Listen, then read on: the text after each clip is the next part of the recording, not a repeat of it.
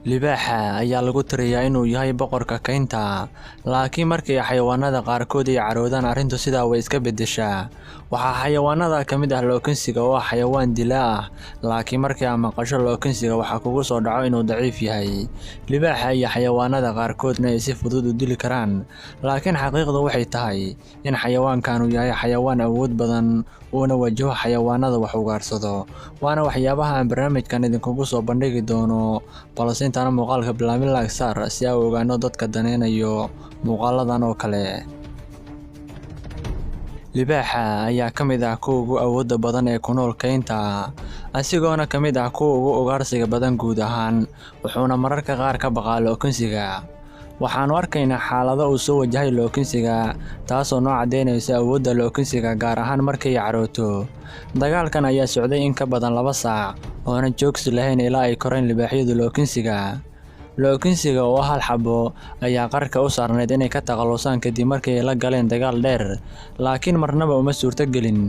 Markii ay ku dhowaadeen inay ka adkaadaan ayaa waxaa dib u soo rogaal celiyay lookinsiga, iyadoona hoggaanka kala wareegtay libaaxyada, waxaana sidaa uga cararay libaaxyadii.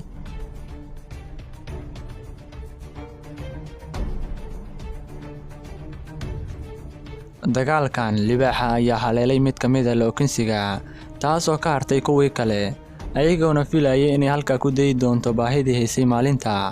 Laakiin daqiiqado yar kadib waxaa si degdeg ah ku soo gaaray qaar ka mid ah lookinsigii kale, ayadoona mid ka mid ah weerar culus ku qaaday libaaxa, kaasoo marka hore cadow ku ahaa dhammaantood.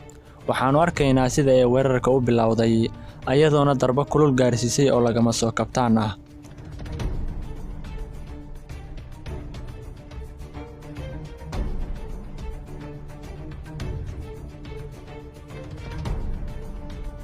Muuqaalkan ayaa shabaho kii hore. Libaaxa ayaa isku dayay inuu ugaarsado lookinsiga sidii markii hore, laakiin markii uu dhulka dhigtay ayaa waxaa ka soo gaaray lookinsigii kale. Laakiin libaaxa ayaa ku sii nagaaday meeshiisa, ayadoona dhammaan ay soo xaadireen lookinsigii kale. Mid ka mid ah lookinsiga ayaa isku dayay inuu ka difaaco saaxiibkiis, laakiin libaaxa ayaa ah mid aad u geesinimo badan. Mid ka mid ah lookinsiga ayaa ka istaagtay garabka, ayadoona u dhowaatay, laakiin libaaxa ayaa ku adkaysanaya booskiisa. Daqiiqado yar kadib mid ka mid ah lookinsiga ayaa ka burisay, asigoona libaaxu halkaa uu ka cararay.